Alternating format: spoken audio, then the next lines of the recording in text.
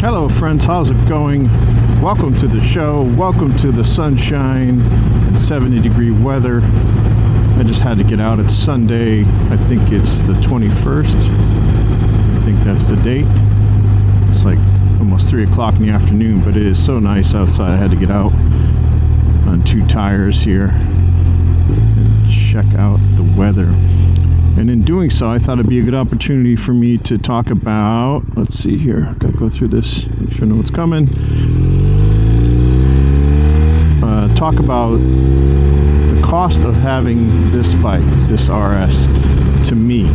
Of course, these figures are not going to be the same for everybody, but so let's start off at the price. If you're interested in this bike, this is, I think, pretty cool to know what you're getting into. I got a very, very good deal on this bike. I bought it at the end of the year. This is a 2020, and I bought it in 2020 December. So it was the kind of the end of the year. The new models were going to start coming out, and you know, that's when dealers want to get rid of stuff. This bike, for whatever reason, the dealer up in Oklahoma couldn't get rid of it. I got a hold of him at the very right time. All the stars aligned, and I ended up getting this bike for $19,000 out the door, delivered to my house for free. On top of that, BMW paid $250 for my MSF course, or the motorcycle safety course, which I had already taken, but they didn't. There was really no time speculation on that, so I got $250 to put towards that, and that's basically what I paid. I think I paid like $240, $250, something like that for that MSF course. What else did I get? Oh, I got $600 and what was it? $600? Yeah, $600 of free BMW gear. I won't go into that story because that was kind of problematic, because I ended up buying the gear locally, but I didn't buy it at the place where I bought the motorcycle, and caused a whole bunch of problems, and I didn't actually get my money for 6 months. But what I ended up doing is I just got a BMW jacket, which I don't wear anymore. I wore it for about 4 years, and it got kind of tattered, and I moved on wearing this jacket I got now. But that jacket was $300 and almost $400 with tax, so I ended up getting that for free. They did reimburse me that money, but it took like 6 months. They reimbursed me for the MSF course. That took about 2 months. And then I, of course, got the bike out the door way under what I should have, and they delivered to my house for free. So all of that said, it was a very good deal.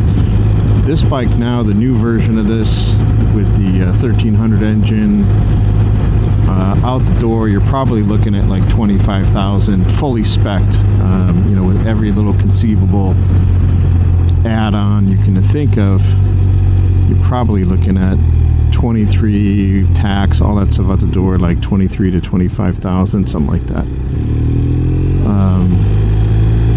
And that's just, you know, cost increase. And I saw on the news that a lot of motorcycle companies, including BMW, are being affected by tariffs, so that's going to make bikes more expensive. The parts, a lot of parts are made in China, even though the bikes are built in Germany. So got to deal with that. So that's the upfront cost. It's just the bike itself. Then you got to get your gear, and that's up to you. You could go really cheap, or you can go nice, and you know, that's going to be hundreds of dollars of difference between what you end up choosing. You know, you can get a helmet for a couple $100, or you can get, you know, this helmet like here, this Neotech. These are like $800 to $1,000. If you want one that matches your color, your bike, and all that stuff. So that's on you in terms of how much you spend on your gear. But you definitely got to get your gear. Got to get your pants, boots, gloves, jacket, helmet, protect yourself. So that's an upfront cost as well. Insurance I'm not really going to go into, because that depends on your age and your driving record and your location, and there's a lot of things that go into that. I can just tell you that I pay $600 a year for this bike. I have a clean riding record.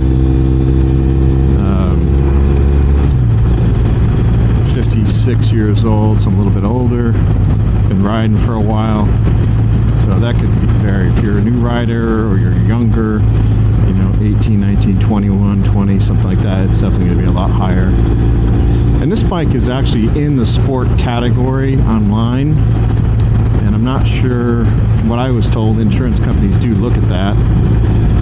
So this bike is in the same category with BMW's S1000RR.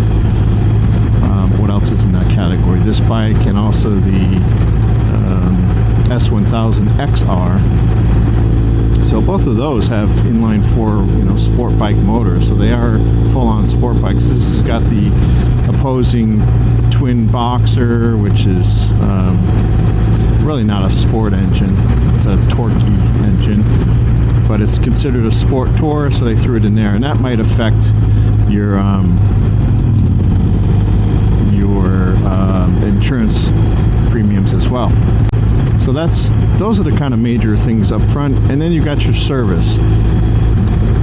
So I had major service done just last week, and I took off my SW Motec bags, the panniers, and I also took off my Sergeant seat and the pod and put the stock seat back on.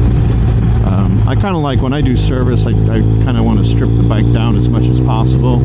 So these costs are going to be, they vary, and it really depends on, let me pop this open here, really depends on if you choose to do any of your own work. Now this bike has a 3-year warranty, so in my opinion it's a good idea just to let, you know, do the warranty work and do all the work, you know, through the dealership, unless they, you know, just can't stand them or they suck or whatever. But and after warranty, kind of start to do your own stuff if you can. In my case, I don't have much free time to do that kind of stuff. I don't have the appropriate tools, and to be 100% honest, I don't have the complete know-how on some of the things.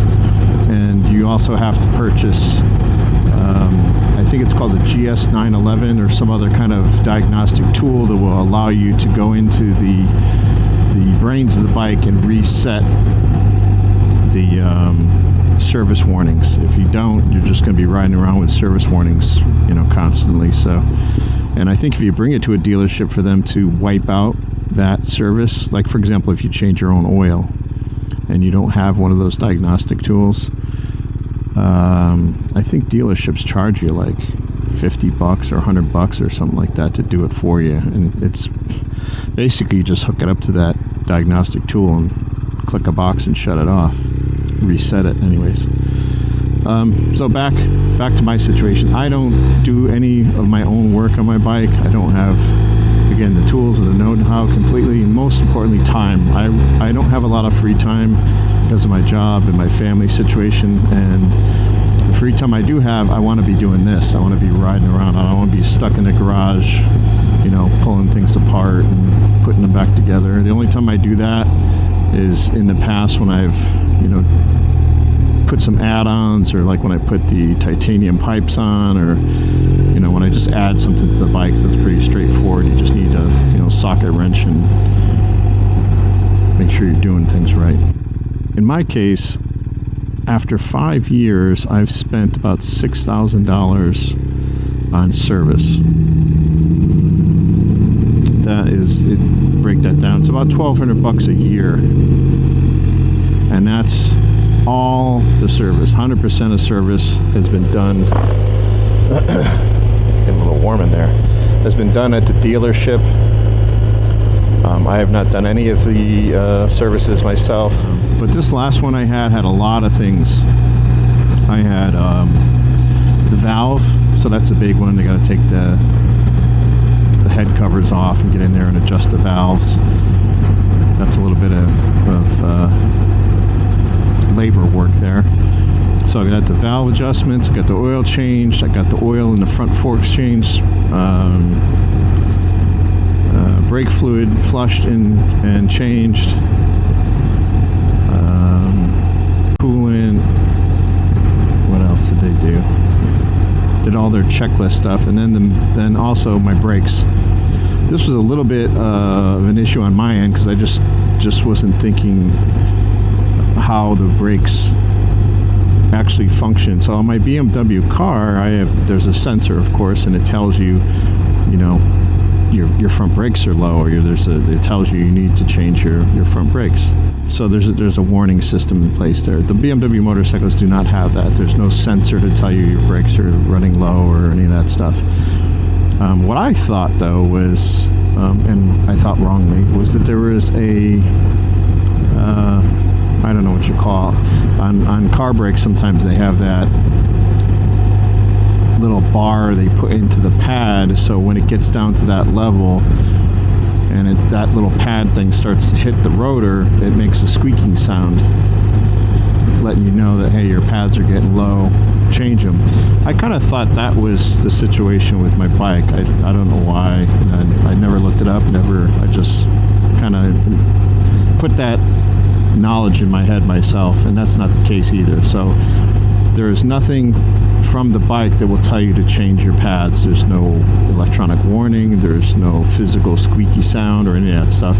You just have to look down every 5,000 to 6,000 miles and look at the pads and make sure they're not getting close to the, you know, being done. You want at least like 1 millimeter of pad left, so you still want some pad. I also ride, my tires last a lot longer than most people because the way I ride, I don't go super fast and aggressive in turns and all that stuff. I really enjoy riding.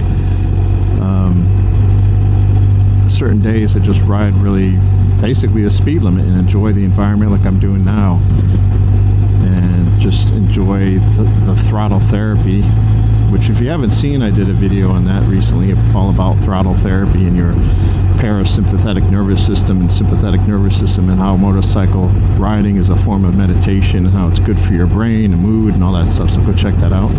But other days I like, you know, I do definitely have some spirited riding and go fast and have fun doing that. But my tires last a long time, and my brakes, same thing. When I see a red light or a stop sign coming up, I don't like kind of race right up to it and then slam the brakes on. I also don't go into corners really too fast and have to like shed speed real quick off the bike. So I thought, you know, my brakes are probably going to last a long time too. Rear brakes, typically, from what I understand, usually last almost the lifetime of the bike. I mean, they're probably, by the time you trade your bike in or sell it, you're probably not going to have to change your rear brake. Of course, that depends on how you use it. So I kind of had that in my mind too, that, you know, I don't really ride my brakes, so they'll probably last a long time, and I just never really check too often. And when I had the service, they called me and said, hey, we need to change your brake pads. Your front brakes are like gone. You're just like probably 2 weeks away from grinding the disc. So as you can see here, you can check out my brake pads. There's those 3 lines there, and once those start disappearing, that's when you got to change your pads. But you got to just look down at your front brake pad and you should be able to see the difference between the actual encasing that holds the pad, and then the disc is in the middle, and then there's the other pad on the other side. You should be able to see that there's at least 1 millimeter left, and then at that point you want to go ahead and change them out. So I had to get those changed as well. Luckily they caught that for me, otherwise I would have been riding around at some point, hit the front brakes and just bite right into the disc, and then I'd need a whole new disc, front disc there. So that's that. So I hope that kind of lets you know more about what it would take to own one of these bikes. It's not just saving up for the bike itself, it's also all the other costs involved, the gear, the insurance, and you know, I didn't even talk about gas, and that's kind of a silly thing to compare, because here in Texas our gas is pretty cheap compared to, you know, California is like probably twice as much money as ours. But that's all the costs that go into this bike. And I actually just made my last payment this month So this bike is now my bike. I'm just waiting for the title to come. So when I did get this bike earlier, I did mention I got a really good deal. Let's stop here at the stop sign. So I did mention I got a good deal on this bike, $19,000 out the door. And what I also got was 0.9% financing. Now BMW is really good about that when they're getting close to year end and they want to get rid of models. They put a lot of their models on sale. Like they'll do 2,000 to 3,000 cash back, or they'll offer 0% financing, or 1.9 or 0.9, or they offer some really good financing if you have good credit. So I got 0.9%, which meant I'm basically using their money. So I didn't put anything down on this bike either. I just took possession of it and signed the paperwork, and that was it. So I had payments, just a little over $300 per month for 5 years, and the last payment, like I said, was this past month. So now the bike is mine. And in total, what BMW Financial made off of me in financing charges for the whole 5 years, they made $400 in interest off of me, which is nothing. So that's another good way to get a BMW. I mean, if you have cash, you're just gonna buy it outright. It doesn't really matter. But if you're gonna finance the bike, try to think about getting the previous year. So like right now, the 2025s. You might be able to get one with cash back or like really good financing, and you can walk away with a nice BMW like I did, with not a lot of money out of your pocket. So that's it. So I hope this video helped you. Please do subscribe. A lot of people show up, they look and leave. Please don't do that. Help me out. Just it's free. Subscribe. Thumbs up if you thought this video was good. And if you subscribe, you'll get notifications that Texas 2 Tire put out a new video or something, in case you want to check it out. Appreciate it. Thank you very much. And until next time, actually, happy holidays. This video might come out right around, probably around Christmas time. So happy holidays, happy New Year in advance, all that good stuff. Thank you so much. Appreciate your support. And just recently I did pass 2,500 subscribers, so that's awesome. Thank you so much, guys, and we'll see you next time. Later.